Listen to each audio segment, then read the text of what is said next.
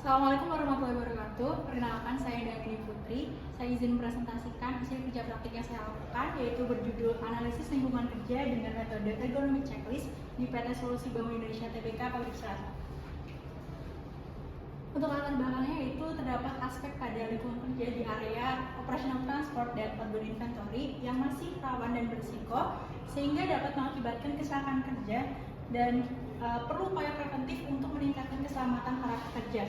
Oleh karena itu, dilakukan evaluasi penerapan ergonomi dan K3 di lingkungan kerja tersebut menggunakan tools yaitu ergonomic checklist.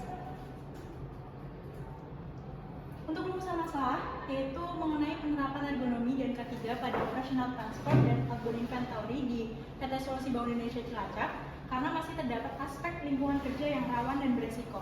Dibutuhkan analisis identifikasi mengenai lingkungan kerja dengan metode-metode tertentu untuk mencari adanya penyimpangan beserta dengan faktor-faktor dari penyimpangan tersebut.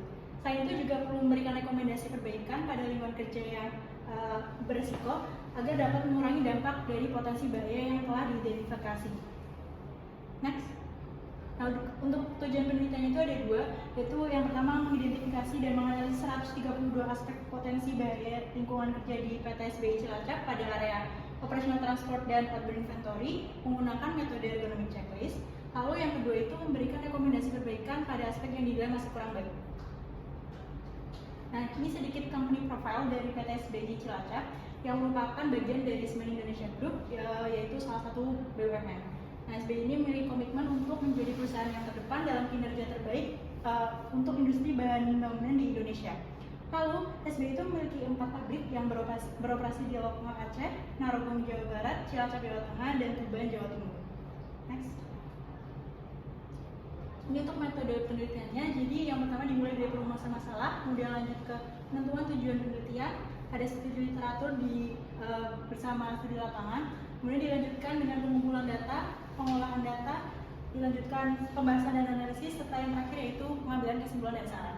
Untuk metode penelitian yang saya gunakan itu menggunakan ergonomic checklist, yaitu merupakan daftar inspeksi yang dilakukan untuk meningkatkan mutu pekerjaan, di mana ergonomic checklist ini oleh ILO, International Labour Organization, menyajikan 132 aspek yang bertujuan untuk menciptakan efek positif tanpa bergantung pada solusi yang mahal atau canggih.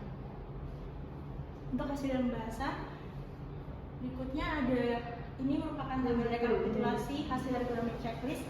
Ada 9 aspek di mana totalnya ada 132 subaspek. Next. Nah, dari 132 subaspek tersebut, 105 subaspek itu dalam keadaan baik, 11 subaspek dalam keadaan tidak atau kurang baik, serta dari 11 tersebut 9 diantaranya itu merupakan prioritas perbaikan, dan 16 subaspek tidak ditemukan pada area yang saya teliti. Untuk penyimpangan pertama itu pada aspek penyimpangan dan penanganan material di subaspek 1, jalur-jalur transportasi bebas hambatan dengan rambu-rambu yang jelas. Rekomendasinya itu berupa memastikan tidak ada barang yang diletakkan pada jalur transportasi dengan memindahkan ke area yang tepat. Lalu juga dapat dilakukan dengan memberikan keterangan dalam bentuk poster mengenai arti dan kegunaan warna jalur di area palletizer. Next. Subaspek ke-32 mengenai aspek keamanan dan mesin produksi, merancang alat kontrol untuk mencegah mesin bekerja secara tidak sengaja. Dilakukan rekomendasi salah satunya dengan merancang tombol penting on off emergency jauh dari tombol kontrol lainnya. Selanjutnya ada aspek masih di aspek keamanan mesin produksi, subaspek ke-32 yaitu membuat tiap alat kontrol berbeda satu sama lainnya. Rekomendasinya yaitu dengan mengubah tombol yang ada menjadi berbeda bentuk, dan juga dapat dilakukan menambahkan label keterangan fungsi tombol tersebut. Masih di aspek yang sama, untuk subaspek 48 yaitu menggunakan sarana penghalang yang terikat atau interlock. Untuk rekomendasinya itu membuat penghalang interlock di sekitar bagian mesin yang bergerak. Lalu dilanjutkan untuk aspek pencahayaan di tempat kerja.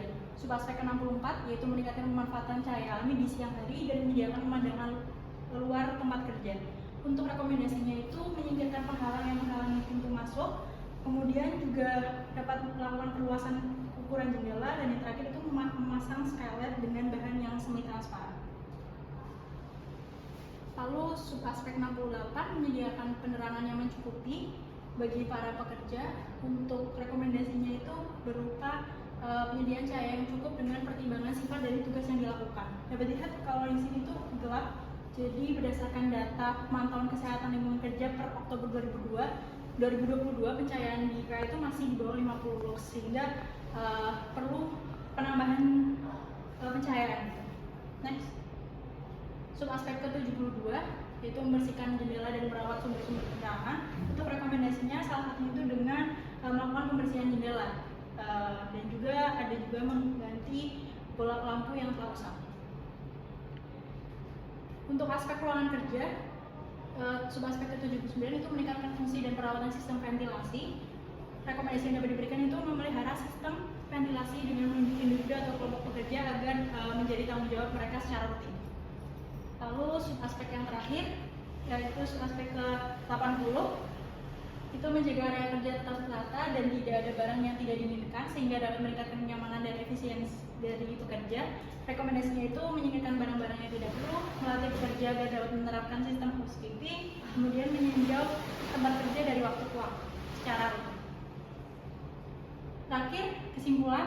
Jadi terdapat 105 subaspek yang telah dilakukan perusahaan dengan baik sesuai dengan standar ergonomi checklist yang ada, 16 subaspek tidak ditemukan, serta 11 subaspek yang sudah dilakukan tapi masih kurang baik, yaitu pada subaspek 1, 3, 32, 34, 48, 59, 64, 68, 72, 79, dan 80. Lalu kesimpulan yang kedua itu dari 11 subaspek yang telah disebutkan tersebut, 9 subaspek diantaranya itu termasuk prioritas untuk dilakukan perbaikan menggunakan buku panduan praktis ergonomi yang diterbitkan oleh ILO, yaitu meliputi subaspek 1, 32, 34, 48, 64, 68, 72, 79, dan 80.